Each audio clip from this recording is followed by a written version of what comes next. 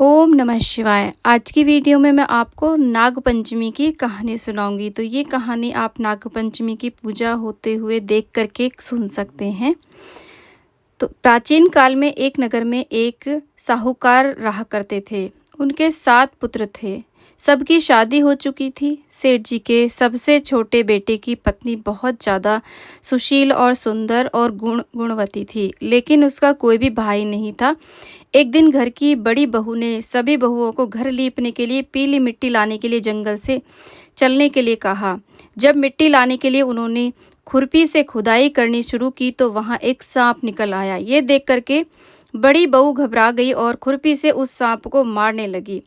इसे देख करके सबसे छोटी बहू ने कहा, दीदी यह तो निर्दोष प्राणी है, आप इसकी हत्या क्यों कर रही हो? छोटी बहू की बात सुनकर बड़ी बहू ने उस सांप को छोड़ दिया। सांप दूर जाकर बैठ गया। छोटी बहू उसके पास गई और बोली, तुम यहीं रुकना, मैं थोड़ी देर में आती हूँ। छोटी बहू उसके बाद घर चली गई और अपने कामों में व्यस्त हो गई। सांप को बोली हुई बात वह भूल गई। अगले दिन जब उसे याद आया तो वो सांप के पास दूध लेकर गई। उसने देखा सांप वहीं पर बैठ करके इंतजार कर रहा है।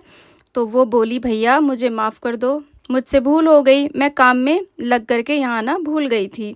यह सुनकर सांप बोला, तूने मुझे भैया बोला है इसलिए मैं तुझे छोड़ देता हूँ, लेकिन झूठ बोलने के लिए मैं तुम्हें अभी भी डस लेता। ऐसा कहकर सांप दूध पीने लगा और बोला, आज से तू मेरी धर्म की बहन हुई, तुझे जो चाहिए वो मांग ले। छोटी बहू बोली, भैया मेरा तो कोई भाई ही नहीं है, आपने मुझे बहन बना लिया, मेरे लिए इतना ही सबसे बड़ा उपकार है और मुझे कुछ भी नहीं चाहिए। बस मैं अब अपने मन से जब मैं आपको याद करूं तब आप मेरे पास आ जाना। कुछ दिन के बाद सावन का महीना आया। सेठ जी की सभी बहुएं अपने अपने मायके जाने लगी। जाने से पहले छोटी बहू से बोली, तेरा तो कोई भाई पीहर नहीं है, तू कहाँ जाएगी? इस बात से छोटी बहू को बहुत दुख हुआ तो वह रोते रोते सर्प भाई को याद करने लगी। सर्प देव ने अपने कहने के अनुसार मनुष्य का रूप धारण करके उसके घर पहुंच गए। वहां पहुंचकर सांप ने छोटी बहू के ससुराल वालों से यह प्रार्थना की कि वह छोटी बहू को उसके साथ भेज दें। इस पर सेठ सेठानी ने कहा कि इसका तो कोई भाई नहीं था, तू कहाँ से आया? तो उसने कहा कि मैं इसका धर्म का भाई हूँ और इसे इसके मैके भेज दो। इस पर देखिए सांप ने कहा, मैं इसका दूर का भाई हूँ, इसे घर ले जाने आया हूँ। यह सुनकर घर वालों ने छोटी बहू को उसके साथ भेज दिया। रास्ते में सांप ने छोटी बहू को बताया कि वो उसे नागलोक लेकर के जा रहा है, अगर उसे डर लगे तो वह उसकी पूंछ पकड़ ले। इस तरह वह दोनों नागलोक में पहुंच गए। नागलोक में धन ऐश्वर्य और रत्नों को देख करके छोटी बहू चकित रह गई। वहां सर्पदेव ने उसका परिचय अपनी माँ से करवाया और कहा, माँ इसने मेरी जान बचाई है, इसलिए मैंने इसे अपनी छोटी बहन माना है, यह हमारे साथ कुछ दिन तक रहेगी। यह जानकर सर्प की माँ ने छोटी बहू का बहुत ज़्यादा मन से स्वागत किया और बहू को बहुत आराम पूर्वक रखा। नागलोक में शेष नाग के छोटे छोटे बच्चे भी रहते थे, जिन्हें सर्प की माँ रोज दूध पिलाया करती थी। वो रोज दूध ठंडा करती थी, फिर घंटी बजाकर उन नन्हे सांपों को दूध पीने के लिए बुलाती थी। एक दिन छोटी बहू ने माँ से कहा कि वो छोटे सांपों को दूध पिला देगी। उसने एक पात्र में दूध डाला और जल्दीबाजी में दूध ठंडा होने से पहले ही घंटी बजा दी। घंटी की आवाज़ सुनते ही छोटे छोटे सांप दूध पीने के लिए आ गए और गर्म दूध पीते ही उनके फन जल गए। इस पर वो क्रोधित हो गए और बोले, माँ हम इसे डसेंगे। यह सुनकर छोटी बहू उनसे माफ़ी मांगने लगी। सर्प की माँ ने उन बच्चों को उसे डसने से मना कर दिया।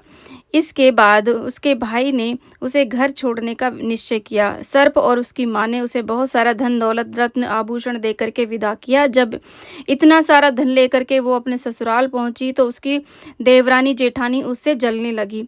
बड़ी बहू ने कहा, तुम्हारे तो कोई भाई नहीं था, इतना कुछ कैसे दिया? इतना सोना झाड़ने के लिए उसे एक सोने की झाड़ू भी देनी चाहिए थी। यह सुनकर सर्पदेव वहां मनुष्य के रूप में आ गए और अपनी बहन को सोने की झाड़ू भी दे दी। साथ ही अपनी बहन को मणि और हीरो से सजा हुआ एक बहुत ही ज़्यादा सुंदर सा नौलखा हार भी उपहार में दे दिया। वो हार इतना सुंदर था कि उसकी चर्चा पूरे गांव में होने लगी। धीरे धीरे ये बात राजा के महल में रानी तक पहुंच गई। रानी ने राजा से कहा कि वो हार तो मुझे चाहिए। राजा ने अपने सिपाहियों को भेज करके वो हार मंगवा लिया। सेठ जी भी राजा के आदेश के सामने कुछ भी नहीं बोल पाए।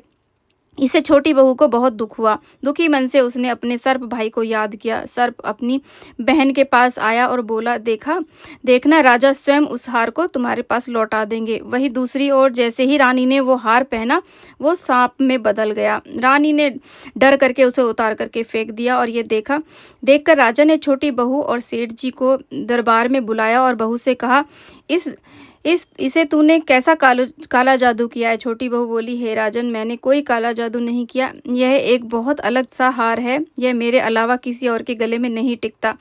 यह मुझे मेरे भाई ने सर्पदेव ने दिया है। वह सभी उसी की बात को नहीं मान रहे थे। इतनी देर में सर्पदेव वहाँ खुद प्रकट हो गए और बोले, मैंने अपनी बहन को यह हार बहुत ही प्रेम से दिया है। यह देख करके सभी लोग ने नाग देवता को प्रणाम किया। ऐसा माना जाता है कि उसी दिन से नाग पंचमी के दिन इस प्रकार से ये त्योहार मनाया जाने लगा और नाग देवता की पूजा की जाने लगी। तो हे नाग देवता, जैसी कृपा तुमने साहूकार की छोटी बहू पर करी, वैसी सब पर करना। कहानी कहते सुनते हुंकारा भरते सब पर अपनी कृपा बनाए रखना। जय नाग देवता।